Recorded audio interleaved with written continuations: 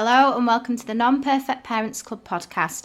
I'm Emma, a mama of 2 girls, an ex-nursery practitioner and the creator of the Non-Perfect Parents Club. The Non-Perfect Parents Club is all about support, honesty, truths, acknowledging that none of us can be perfect parents because it's impossible, and basically just speaking the unspoken. The only rule here is no judgment allowed. I love hearing people's stories. I love finding out about other parents, their family dynamics, their values and how they tick. So that is what this podcast is going to be. Some great honest conversations about parenting, hopefully delving into some nitty-gritty thoughts and feelings that will make us all laugh, cry and sigh a big sigh of relief.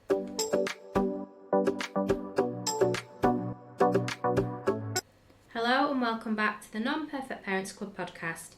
Today I'm joined once again by Aimee from Get Secondary Ready, and she's here to talk to us about the next steps of the transition process, as well as answer some of your questions. So if you haven't listened to Aimee's first episode, either go and have a listen now or straight after this one. It's full of great advice and information.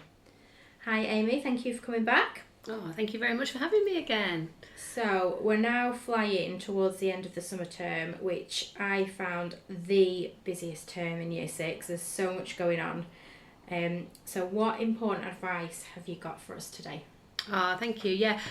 Firstly, I totally agree. It is so busy at the moment. So if you're finding half an hour to listen to this, that is great, and hopefully we can make it really useful for you. I think what we were hoping to talk about today, and we asked our followers and people we knew, didn't we, questions, and the biggie that came out is that massive one, I suppose, of how do you prepare, and thinking about where we are, like you say, in the year, and thinking about how busy it is for Year 6. I've tried to sort of split that into 2 halves. So I think there's 2 parts to preparing Year 6 children for what's going on. One is the kind of practical half of it, like trying to use every opportunity that you can to get them being that bit more independent and that bit more organised. And then the other half is the kind of psychological part, if you like, the kind of, really trying to get them in a headspace where they're ready.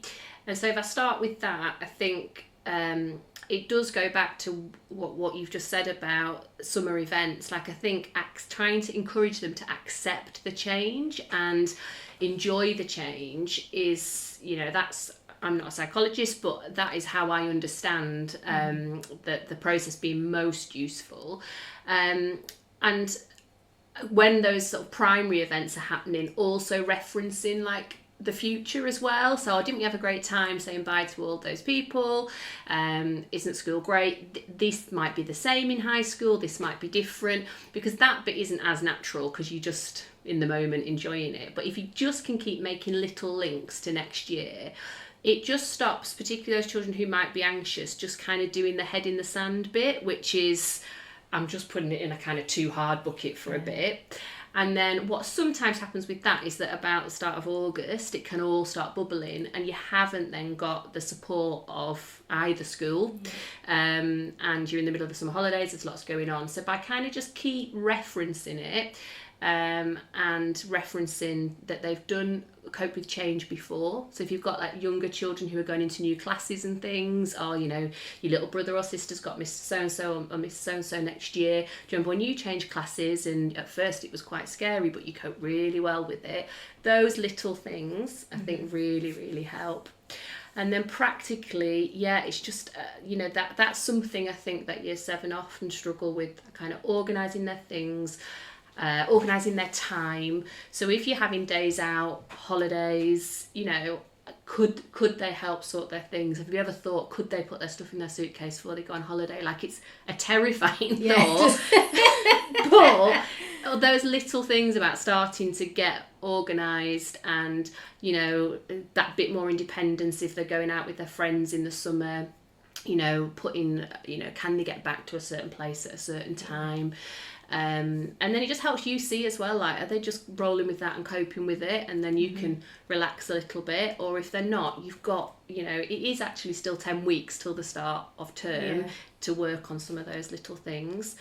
And then for both of those, just try and reach out for help if you can, and talk to other people, and you know, if there's something you don't know, try and have a look at it together, whether that's chatting to, you know, an older cousin or somebody you know, or getting on the school website and having a look, so that there's just not this kind of little volcano bubbling along that could struggle at a time when you haven't got that support. Yeah, and I think as well it's important to acknowledge, like you said, acknowledge those feelings, but not just for your child, for you as a parent as well, because I know when we went through it, I kind of just put everything to the back because I didn't really want to deal with it, and that worked for me, but I know that's not going to work for everyone. And I do think it's really important to kind of, you acknowledge that you're going to, like we mentioned in the last episode, you're going to be going through some changes as well, and that since our last episode, that's actually something that I've been like really conscious to do to the year 6 parents that I know. Is obviously we all ask about the child and how they're feeling and something, and stuff, so I've been trying to then say to the parent, like, and how are you, just so even if they don't kind of want to share it, at least they're maybe thinking, oh wait, hang on a minute, how actually am I about all this? And we were just saying, weren't we, the schedule as a year 6 parent at the moment is so intense that you're not just sitting of an evening pondering over like how you feel about stuff. You're actually, you know, have I sent the money to that person for this collection? Have they got what they need for this? What do they need? And that's totally understandable. But then again, for you, there's sort of, August is always a weird month, isn't it? If you've got kids at school, that oh gosh, what about this? What about that? And then you don't always know where to find it. So yeah, talking to anyone and everyone that you can, I think it's a big help. Yeah. So I had 2 questions that I thought were great about what was the biggest surprise and what was the biggest change. And when I read those, I thought actually the best people to answer those questions are young people who have been through the transition. So I have spoken to some year 7s, and I also spoke to some year 11s, and they're more just my friends' children. And the year 11s are great because they're just leaving school themselves, so they're kind of looking back and reflecting, and their answers were great. I'm going to just try and read one of these because I want to get it right. But also probably what you should remember at year 11 is that they were the COVID year, so they went to high school and then in March disappeared for a few months. So they both talk about COVID, and that was really tough. So hopefully that is not something these guys have to worry about. But the biggest change they both talked about was not being the big fish anymore. And they both one uses that exact terminology and one uses a different version. And I think I struggle with that a little bit because there isn't a huge amount I can suggest that makes that is how it is. Like, and I think what I can do, and I have been doing at school myself, and I will do when I work with schools, is really reminding high school staff of just how significant year 6 are in their schools. Like they are, it's not just amongst the kids, but the teachers know them so well. Like a lot of how a primary school runs is kind of centred around year 6, and so it is that kind of real tricky difference. And I suppose the only thing I would suggest to parents that could help with that is just encouraging your child when they go to high school to still remember and be proud of all the things they could do as year 6, and involve themselves in stuff where they can show some responsibility still. So like extracurricular clubs are great with that, or, you know, helping out in the library, or there are lots of things they can do that still make them use those skills. And I think some children do just slip back a little bit into a kind of more sort of slightly immature mode because they are the youngest, and sometimes then, you know, I imagine the primary teachers would sometimes look and think, oh, but they used to do all of this, and it comes back. But I think just, you know, reminding your child all the time about, you know, you used to do all of these things at school, the younger children really looked up to you. None of that goes, it just sometimes it just sort of goes a bit out of kilter when they're there. I think it's like a little bit of a shock to the system for the children as well, isn't it? Because they kind of can't really remember being in reception, and they've got to year 6 and the top of the school, and then they're thrown into this brand new school, which they obviously know is coming, but they're maybe not anticipating those feelings of being back to the smallest and back in that situation where there's much older children, and that can sometimes be a bit intimidating. So I guess again, I know for us it was just kind of like acknowledging that and saying, I understand, I know, you know, you can't necessarily do anything about it. They've just got to find their feet. But if you just acknowledge it and know it's kind of there. Yeah. And I think something I always say as well, particularly if they're in an 11 to 18 school, they are like young adults, you know, the oldest ones. It's kind of, you know, that then no one expects them to be the same. I think they struggle, you know, sort of seeing the future. You know, there are different expectations for how they are and different expectations for how you are, and they will help actually. So, you know, if you need something from somebody, you know, try and ask them, because 9 times out of 10 they will help and want you to do really well. Biggest surprise, homework came up, and homework's come up with the year 7s a lot. Yeah, I feel like that's quite a big worry. Yeah. They go to high school for parents and the kids. And I think it's tricky because it varies so hugely by not just high school but also what the primary school have done. So I think what that one is one that, you know, all I can encourage you to do is kind of try and find out what homework, as much as you can, about what homework might be like. Yeah, and that's a good question that I probably wouldn't have thought to ask on our, like, your transition meeting or however it works with that school. It's something that you kind of, some people might, but I wouldn't have necessarily thought to ask that. So that's a really good point. Yeah, and then maybe when you're talking with other parents around how much homework was done in primary school, to just get a bit of a sense of, well, how much of a difference is it going to be, and is my child going to be, you know, in a similar position to most year 7s, or if you've had you know, you've been in a school that doesn't do a lot of homework but everybody else seems to have done, just to reference it, and then when you're having that chat with your child, to be like, look, we understand you're going to find it tricky, it's a big change, but we'll get used to it. And then the other biggest change were the kind of the ones that, again, I think most of us can guess were about the environment and what I always call like the sensory part of it. So the noise, the busyness, the sounds. And that's why most schools will have those transition events for children to come in. And it's why if your child is particularly sensitive to those kinds of things or is particularly anxious, you should have been asking for kind of additional visits or chances to go in.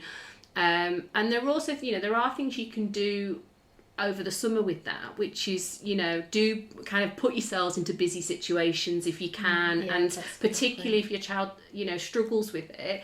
I know that might sound a bit harsh, but, you know, actually a lot of my friend was saying, like, in McDonald's, I always go and get the food because they don't like queuing, but actually now they're in year 6, so you go sit down, have a little scroll on your phone, send them to go get the food, to actually have to ask and manage it a bit and ask for the sauce. Like, it's obviously not directly linked to school, but those little bits of independence really help. And that little bit of problem solving, you know, and you'll see them looking behind to you like, what do I say, what do I do? But those, you know, they do transfer those skills. Yeah, and I think it's really hard as a parent to keep going with that, letting them go. Like, this is a huge step for a lot of people, but we have to do it, and we have to do it for our children. Like, if we kind of don't loosen them reins a little bit, we're not kind of going to equip them with the skills that they maybe need to kind of get on well.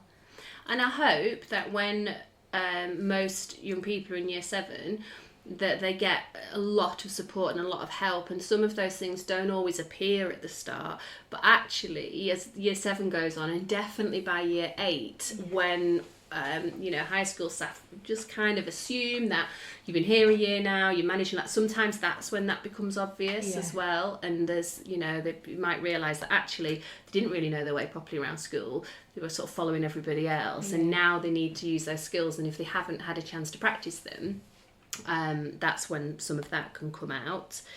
A lot of the biggest surprises were really positive, which was really nice. It was about like the number of friends that I made when I first got to high school, and so I thought that was just a really nice one, and one that I hope if year 6 are in high school this week and they're talking to students, that they would tell them, because that's a huge worry for lots of children. I actually spoke to someone that I know this week whose daughter's year 6, and she's had her transition days this week, so I messaged to see how they were, and she said she'd met a new friend that lived around the corner.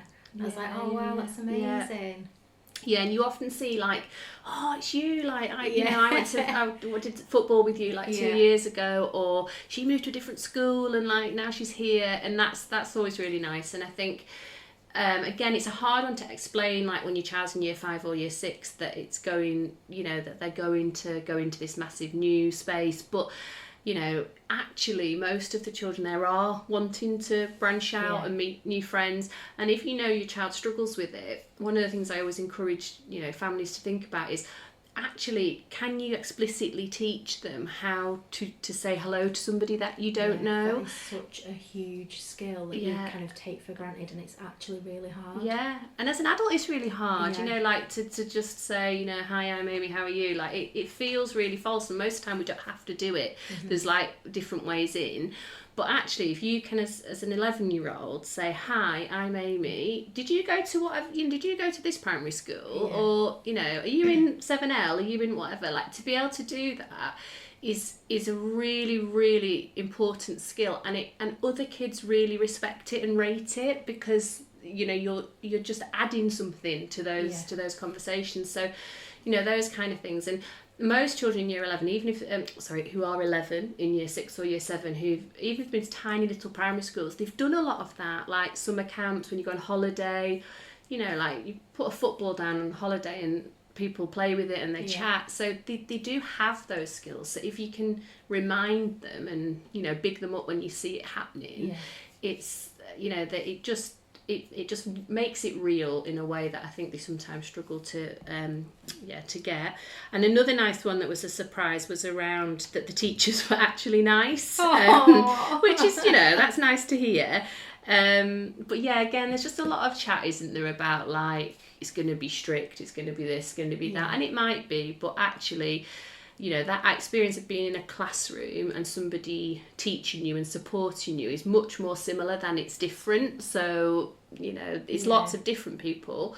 But again, for some children, that's great, because it's not just one person that they spend a huge amount of time with. I speak to quite a lot of parents who, ones in particular where their child kind of struggles with school, and I always kind of remind them, like, secondary school, high school, it's they're going from class to class, and whilst we kind of think, oh, can they manage and stuff, for some children it is actually really good, because it's like keeping them engaged. It's not too long, they're just getting a change of environment, change of teacher, maybe change of people that they're in the class with, and it works really well for some children. Lots and lots of children, I think, that are in that position. Just the actual movement break as well. Often we think, oh, they're gonna find that difficult, it's going to affect their concentration, or they're going to get lost. But actually, for a lot of children, that reset of actually get a bit of fresh air often, little walk around, chance to chat, then start again, is really great.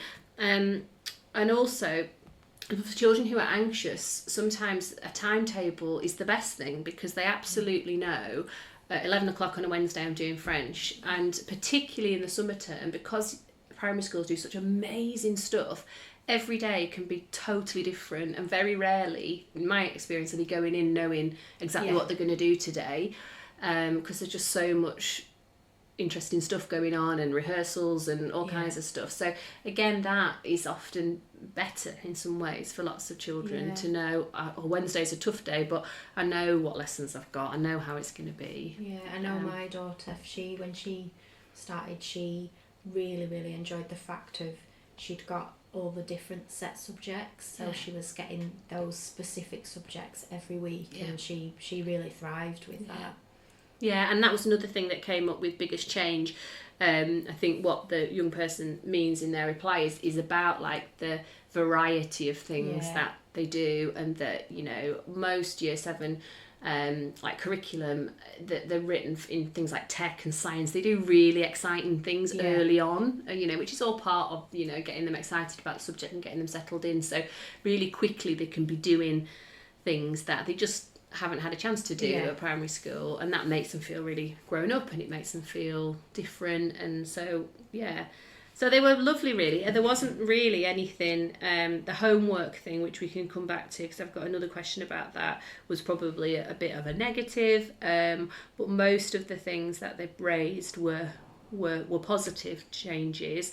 And then I think there's just this thing about finding your place and accepting that you're you're going into a bigger space, but you're also the youngest again. And I was talking to another mum about how I think they were current year 7s, had sort of been heckling a little bit at the year 6s at an event that they went to. And I say, that sometimes actually year 7 are the trickiest for that, because they just all of a sudden have this moment where they're like, oh, here come the new kids. Like we like are like so much older. New ones anymore. And then, like, you know, whereas people were like year 10s and 11s, and they're just either doing their own thing or like, are you all right? You know, can I help? Is everything okay? So that is just that. I think that's just as old as time, like that little power dynamic of, you know, they don't even know like where they're going yet.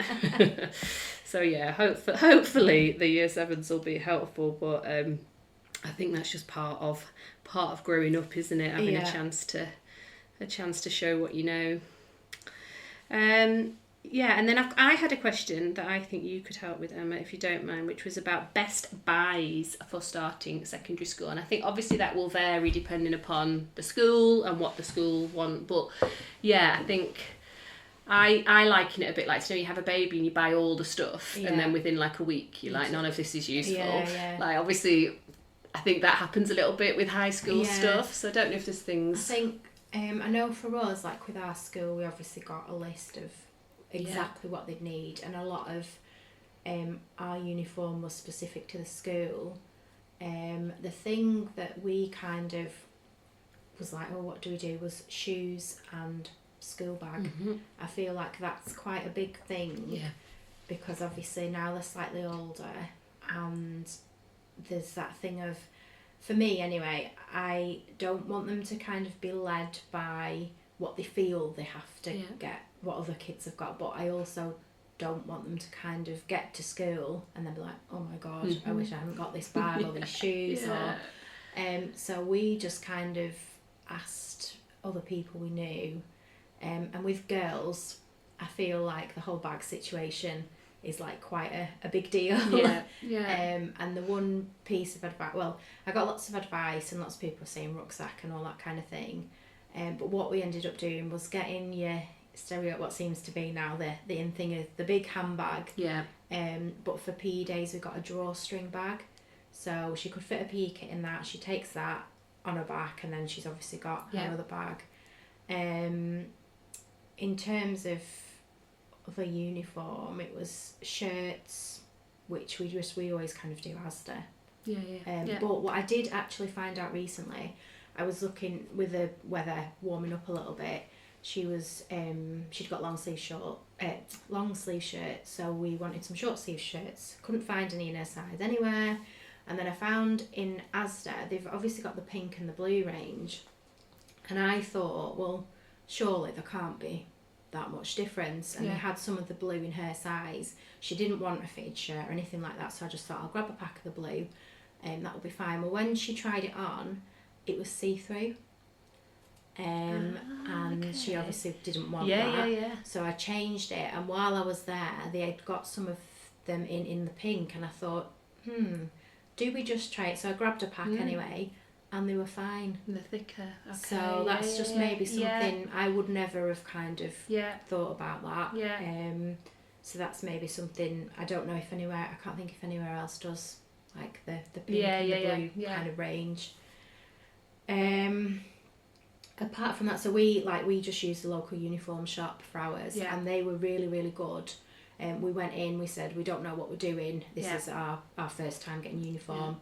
And she literally just sized her up for everything, said, no, get this size, you need this and this. You don't bother with that. If you do need it come September, just come back and get one. Yeah, that's helpful. And that was really, really helpful, because otherwise I'd have probably been buying like 2 skirts, 2 blazers, this and that, and it would have cost an absolute fortune. And as it is, we've managed with what they said. So that's something, if you do like need to get a uniform from the local uniform shop, just ask them. I mean, they're selling thousands, aren't they, every time, so they know. And that was the same like with she had to get a school PE kit, because obviously that's a bit different, like at, I don't know, at primary you tend to maybe have something branded, but it doesn't have to be, whereas At secondary, you've usually got like your full kit. Yeah. But yeah, the uniform shop just said, right, boom, boom, boom, put it all on the counter, there you go, and that was it. So that was really, really helpful. Yeah. Did you have to book a time to go, or did you? I don't think they're really doing that anymore, are they? But no, so in I August, remember they tricky. were actually there on the transition evening that we went to. So we just had a quick chat with them, and then they advised us when was best to come. So I think we actually went this time of year. Yeah. Which I know kind of you've still got a little bit to go before September, but they're kind of aware of that as well. So when they sized her up, we kind of took that into consideration, just because they get so busy before like that month before going back. Yeah. So yeah, we just kind of went this time, and it was fine. We timed it right, so yeah, I think most people do that. And I think you think, oh, lots of people will be, but when you've got a child in like year 10 or 11, like it's not as important to you to get it sorted now. So they're the people that are there in August making it busy often. We actually, so my eldest is year 8 now. We actually didn't need another blazer or a skirt. It was still fitter because she just grows up. Yeah. And the blazer was slightly bigger. So we just had to do a general shop. Yeah. And I also have noticed, if it's worth maybe looking, if you're on Facebook, there's a lot of kind of like parent groups for the schools now, and sometimes you'll get people selling uniform in those, which is really, really helpful. Because it's obviously that bit cheaper because everything is so expensive. Yeah, I wanted to talk about this because I think this is something that is changing at the moment. So I can't remember the exact ins and outs of it, but there is a change about school uniform to try and make it more affordable. So schools really should be like phasing out a kind of one very expensive item with no other options. Like I think they've got another year perhaps, I'd have to check that to do that. And they should be making really obvious and clear how you can get second-hand uniform.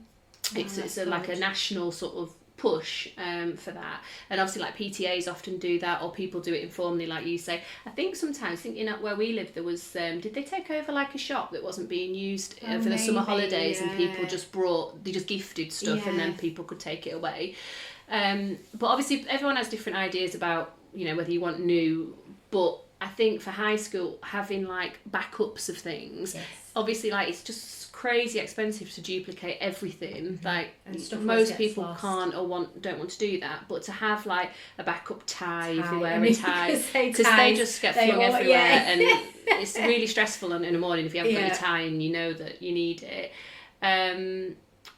But also schools will have spares of things like that, so in year 7 if like the tie has just disappeared, like to me as a someone who worked in year 7 for a long time, if we got an email like, oh my gosh, total meltdown, can't find the tie, we would just open the drawer and there'd be, like we'd have the stuff ready for that. So but backups of those things, I think, and then also your child, like in terms of sport, like if actually they're going to be going to loads of clubs, then you might need more PE kit than if actually that's not really them, they'll do their PE lessons and that might be it. But yeah, I think with uniform, it's like, as you say, looking at the list, but also obviously not in a creepy way, but like look at what the kids do have and wear. Not just like you say, you want them to be individual. You don't want them just to say, oh, everybody at that school has to wear these shoes. But with bags particularly, like some schools won't have those big handbags, they won't be allowed, so you've spent however much money on it and you rock up, then that's annoying. But also some schools are very much like locker schools, so you're not carrying a lot around. Some schools don't, so actually if you look, everyone seems to have a big rucksack, or everybody seems to have or I haven't seen a single trainer stroke one of those hybrid, like the Air Force ones are really popular. That obviously is a no-no, because obviously when you spend like so every year we would have people saying, I've spent £80 on these trainers, and we would say, oh, but we're really sorry, we don't do trainers. Like that's just such a disappointing start. So it's boring reading like lists of stuff, but I think if you can and then talk to people you stand better chance of having to buy things again. Yeah, and like you say, just that was something that we did actually, was kind of, I think it was on maybe a transition days, I just kind of said, I will see what the older ones have got, and just have a look and see what you think. blazers and shirts underneath it. I have a really good friend who, this is her absolute top tip, she tells everybody, and I think it's right. I've not worked in schools with blazers for a long time, but a lot of children don't like long sleeves under blazers because it's quite restrictive and it feels funny. So they're the kind of things, because you often get your blazer quite early, and then if you buy your shirts, get them to try it on, get them to move about a bit, because actually a lot of them might wear a short sleeve under their blazer all year through. And yeah, you know, they're just things where like on day 4 when they're saying, oh, I feel really uncomfortable, like you want them to feel as comfortable as they can, because that then, you know, carries across to how they feel about everything. And I was just while we were and about like uniform places as well, I forgot to mention before, I know if you're a local parent, so if you're Lancaster, Morecambe, Heysham area, the food bank actually have a huge range of not just primary but secondary uniform as well. The information on, like, I'm sure you can do a self-referral and stuff like that.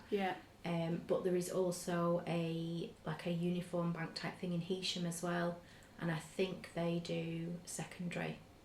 So they're worth just checking out as well. It's a good thing, isn't it, like you say on the Facebook groups, to just go in the search and just type like school uniform, because then, you know, because it only ever gets posted, doesn't it, around this time of year, but you can see like last year's and see what people were doing. My same friend as well always promotes, if you have the blue light, if you're like a key worker, you get blue light discount for a lot of places for uniform, which, you know, that adds up if you're doing a whole set. And there's quite a few places at the minute as well, I think, that have kind of had offers or got offers on uniform, you know, like your shirts and all that kind of stuff, so that's always worth just checking out as well. I think we both shared the Net Mums post, didn't we, that had when they're planning on doing their sales. And then I think linked to that, stationery. I don't think schools now are as prescriptive. Like once upon a time it was like 2 HB pencils. I think like all that's gone, but like I think asking your child, because handwriting and things, we're not as good at high school as kind of, you know, supporting kids with handwriting. It's kind of assumed that you know your writing speed's okay and it's clear and fluid.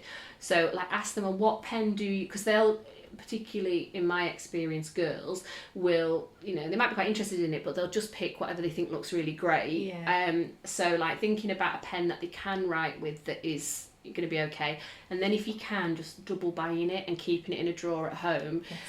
Or like bulk buying it, because again, that's something that, you know, stuff does get lost, it goes everywhere.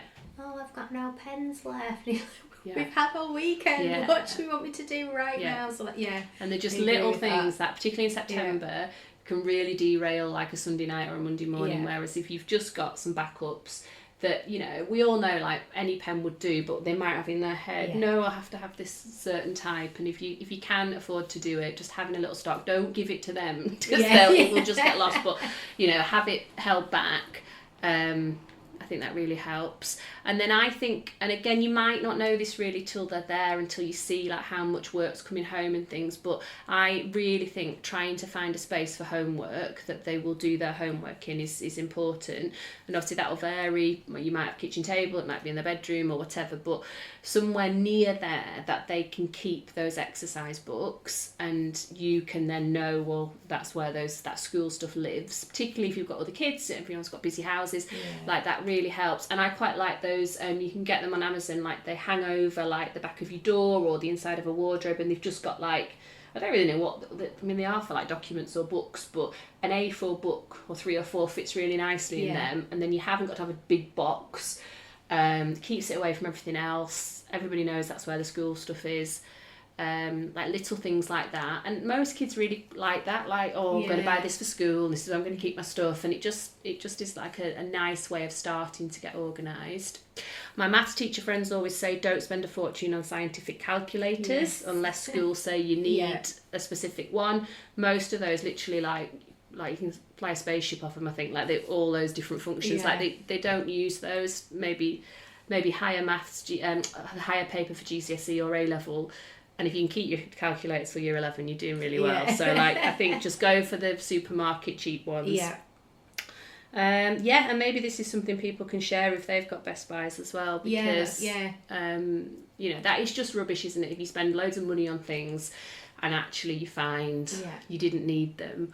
And and then you're having to buy other things in September when you're busy. Say as well, like, still label uniform. I know when they get like older, you kind of think, oh, they're a bit old for me to be doing that, but honestly, still label uniform. Yeah, and they'll say, don't do it, like, I don't want you to do it, but please do. I found in my pencil case the other day, like, some scissors that have a kid's name on, and I was like, I clearly just, like, swipe those scissors, and because that's sort of what happens at high school. It's like, you know, like, even teachers, they're rushing out the door, they just grab everything that's left, but don't have time to, like, be returning stuff. And lost property at high school is a bit of a trauma, like trawling through all of that. So whereas obviously, particularly with younger kids, if you find a jumper or something and it's named, you're going to get it back to the child. But stationery and stuff, I'm sorry, it's just like fair game. It just goes.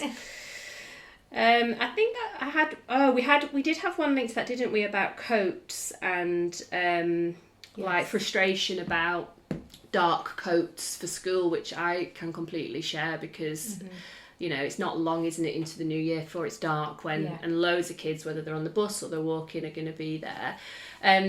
Practically, if you do have to have a dark coat for school, a lot of the rucksacks, and even the you know, cool rucksacks that kids like, have reflective sort of strips on them, or you can definitely add those to things.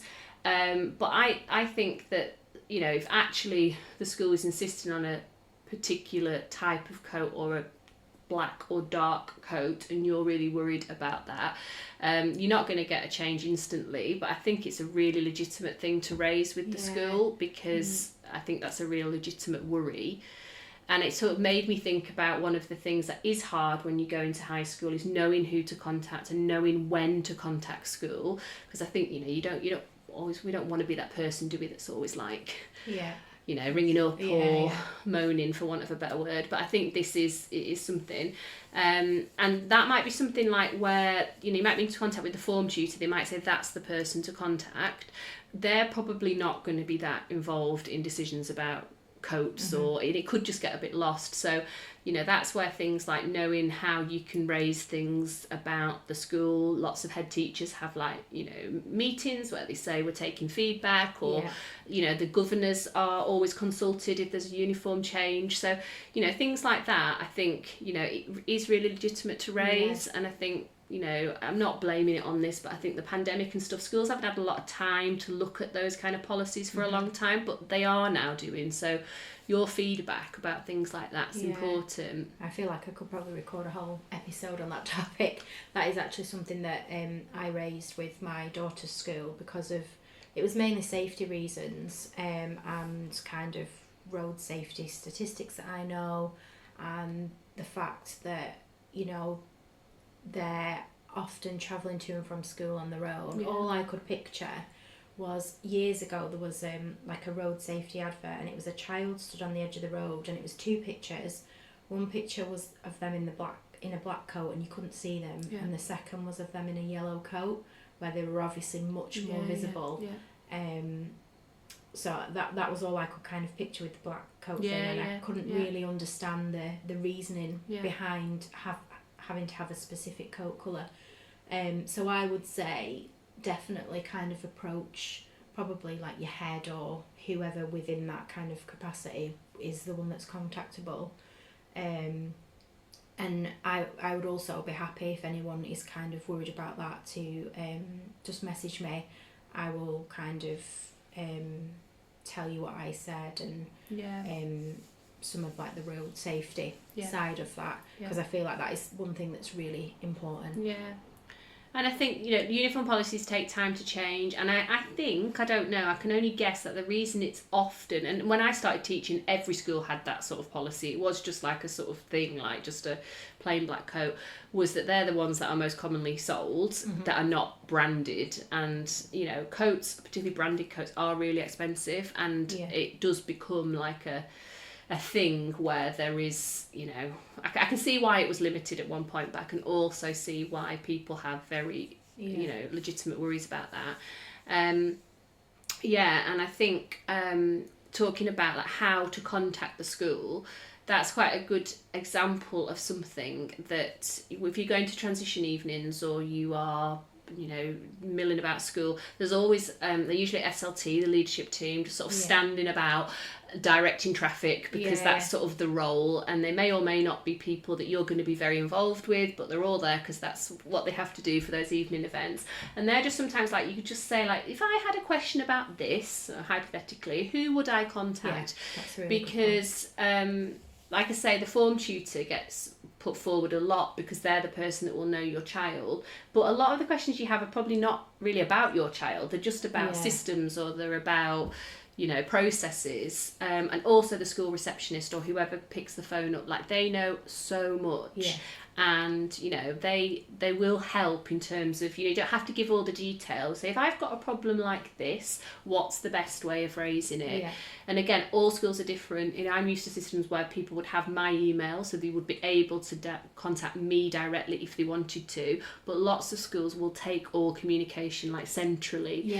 So just knowing that, and knowing when could I expect to hear back, how could I expect, will help. And I'm a fan, and maybe other people don't agree, but I'm a fan of quite like direct emails, like what is it that you would like to say, and what would you like done? Because I think a lot of times say, oh hi, I'm so and so, and lots of background, but actually if you've just got a specific point, you're well within your rights to ask that and to get back. So the kind of easy you can make it for whoever's getting it to know, right, this parent would like to know this, great, I can tell them. Or this person's unhappy about this, right, I know this is how they could raise it, or this is how we could move forward. And I recently was in a situation like that. I needed to get in touch with a specific teacher. I couldn't find their contact details on the school website, because often they're on there now, so that's always worth looking for as well.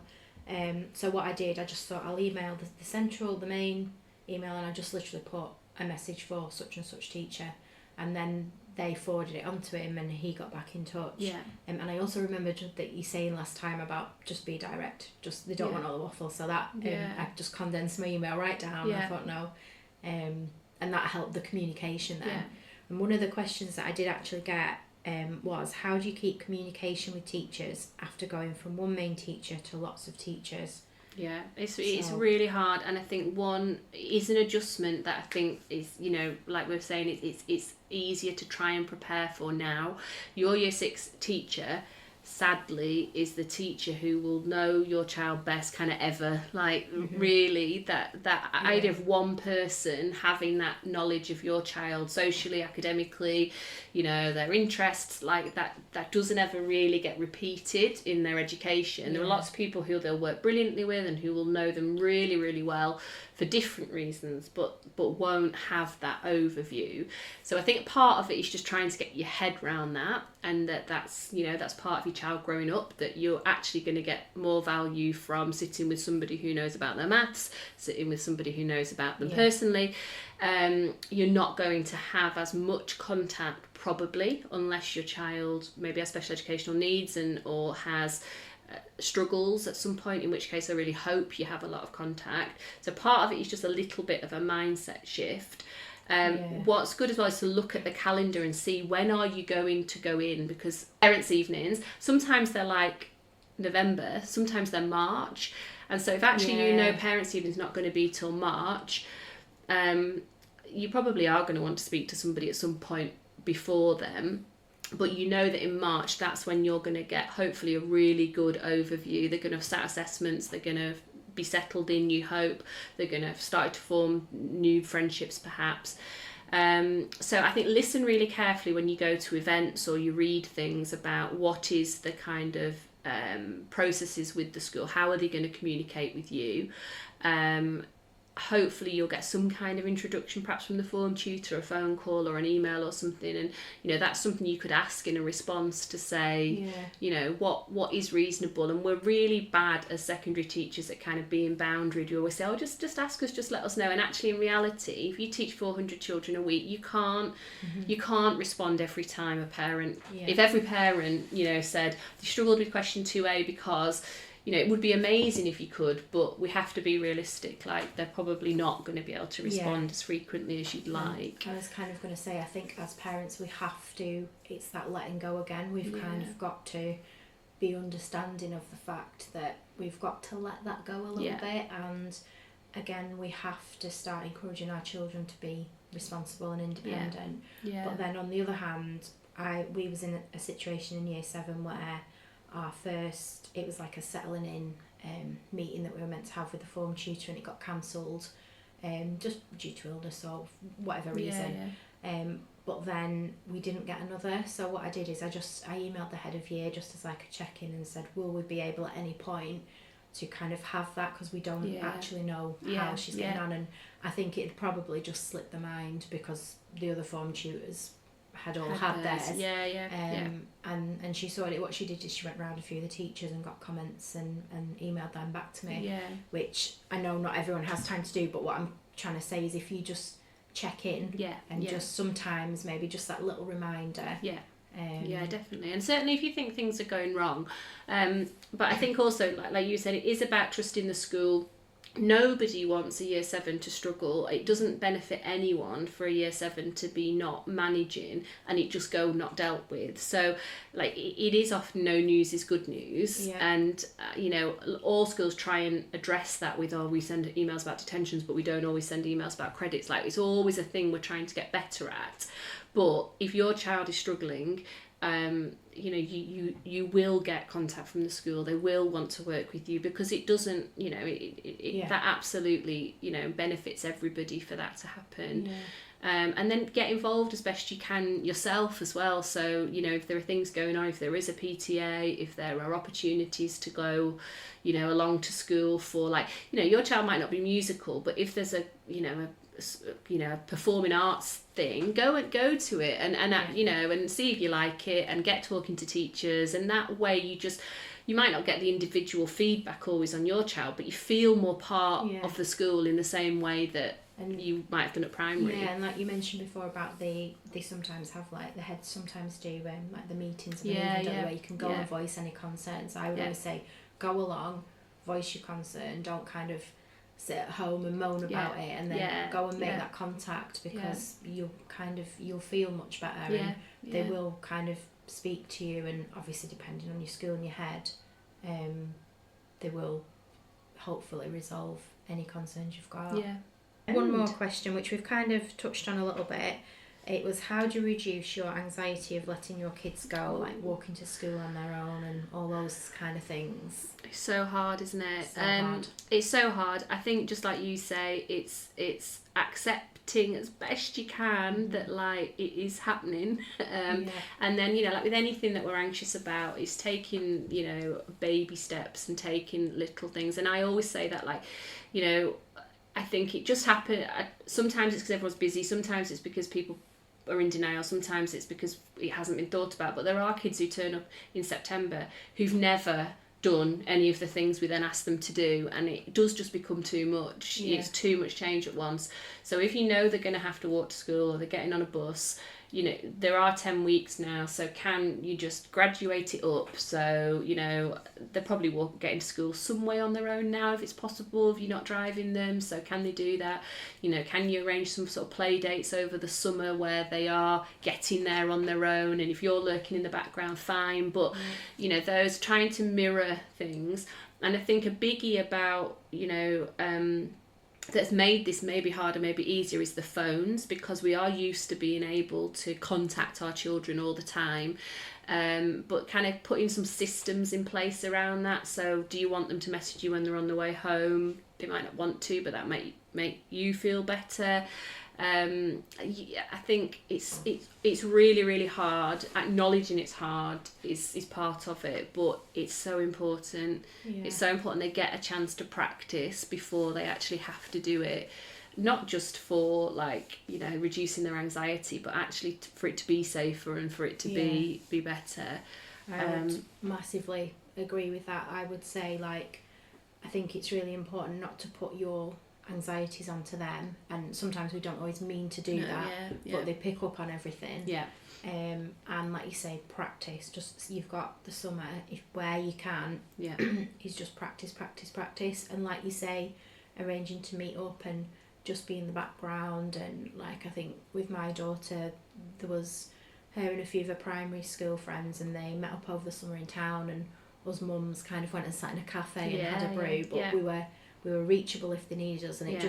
it was setting those foundations Yeah. of that independence. Yeah. And as well, I think my experience of having, you know, been in school a long time is that year 7, you know, some children do seem to change quite a lot quite quickly, and as parents I imagine that's really tricky. Most don't. Most actually it's very gradual. Yeah, you know, outwardly things change, like maybe asking for, you know, the trainers everybody's got, or just seeming a bit more, you know, but actually a lot of the time it isn't quite as sudden as people think. I think towards the end of year 7 and year 8 there often is a bigger jump, and that is sometimes hard to cope with if you haven't seen it coming. But you know that they've changed so much already. It's just, you know, and I say to anyone, like, I love working with teenagers. Teenagers get a really bad rep, but actually they're great, and it's just, you know, change is hard, but it's part of a new type of relationship you'll have with your child as they become a teenager, and they are, you know, they're brilliant, they're really fun to hang out with. But, you know, I just think, going back to what we said right at the start, year 6 is so great and so ace, and there's so much lovely stuff happening at the moment. I can totally see why, as a parent, it just feels like, oh, this is going to end. Year 6 feels safe. Yeah. You've got your one teacher, the school you've more than likely known the whole way through, the friends, the parents, everything is just safe, and then that big kind of shake-up of change feels so, like, daunting and scary. But I think once you've got on the other side and they have settled, I mean, hopefully they will, like, settle quite quickly, but once you kind of go through that, it is really, really nice to see. And again, it's those next steps of them finding who they are, and you really start to see them, like, become who they, like, finding out what subjects they like now, and you know, what friends they're making, what they have for the dinner, if they go to the canteen. And a lot of the time it can be stuff that you think, oh, I didn't expect that, or I didn't know that. And it's just, I find it anyway, it's really nice to kind of see my daughter grow into this young adult as she's heading, and it's not easy. You obviously get a lot of you've got the teenage hormones going on and everything, and obviously outside influences and stuff like that come with it. So I don't want to, like, lull anyone into this false sense of, you know, it's all sunshine and roses, because it's not. But when you look at it take a step back and look, it is really, really lovely to watch. And it's really impressive what they do. Like, you know, as we were talking, weren't we, like, this is so busy in schools, like, what year 7 are doing at the moment is really busy, but they will be managing most of that sort of themselves. And when you compare with, like, how you might have approached that in year 6 when you were doing everything, and actually, you know, that you'll come home and be like, so where did you go today? You went on a trip, or did it? Or did that? So, like, the change in that year. Yes, it might seem daunting, but it's amazing what they do, and a lot of the time they do just roll with it, and they should take the credit for it, because it's actually them that do the hard work with it. And when they're kind of like, there's stuff that you've been worried about, and then they're just doing it, and it's just casual, and you're like, oh my gosh, like, they're doing it. And it is, they do. They're really, really impressive. And I suppose, to go back to the person's question, you know, it's just trusting them, giving them that bit of responsibility, letting them, a huge thing, isn't it? and maybe letting them fail a little bit at times as well, because they will learn through that, and you'll learn through that, rather than trying to kind of preempt everything and manage everything for them. And I think sometimes we kind of get so caught up in that protecting them, and you don't want them to feel anxious, and you don't want them to feel upset or scared and all the emotions, but you've got to let them have their, I know this sounds a bit, but let them have their journey, but you've got to let them experience those emotions, and let them feel it, and let them make their own mistakes, because that's the only way they're kind of going to progress. And I think hopefully you'll get to the point as well where you trust the school, and you trust the adults that are, you know, now working with your child in the same way that you did your primary school staff, because they, you know, this is what they do. They do know what they're doing, and it is daunting when you don't know that yet. But that combination of those two things, you know, kind of letting them go a little bit and trusting that the school will do what they want, you know, that they're really good at doing. I think, you know. And do you know what, one of the nicest things for me has been is, like, on parents' evening, or when we've been in school, probably mainly parents' evening, and we go to whichever teacher we're seeing, and my daughter sits down and they say, "Oh, hi, such and such," and they start chatting to her, and you can see they're like that teacher-student relationship, and they're engaging, and then they tell you all these lovely things, or maybe not always lovely, but they tell you all these things about your child, and it's just like, I'm not a part of that, but I love seeing that. Like, I don't need to be a part of everything. And here she is, just doing her own thing. She's making those relationships with people, and she's being herself, and they're seeing her for like who she is. And that's lovely. it is. So I think you kind of think, oh, like, are they gonna be all right? Are the teachers gonna know them properly? Are they gonna look after them? And it's not gonna be like primary, and it's not gonna be like how you would, but they get on, and you know, they obviously click with some teachers better than others, but it does happen. And maybe I wasn't, you know, clear earlier when I said like teachers won't know them. They will absolutely know them, and it's unbelievable how quickly like you learn everybody's names, you get a sense of where people are.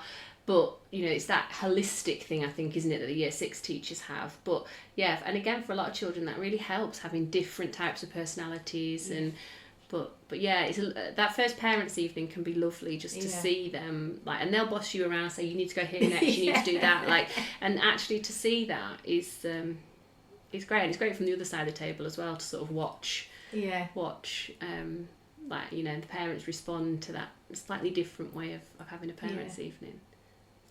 Hopefully, we've answered those questions, but hopefully, if people have other questions, they will send them forward.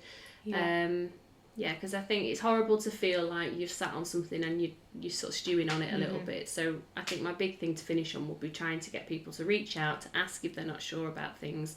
And if they can just let them go as far as you feel able to, I think they'll probably surprise and impress you.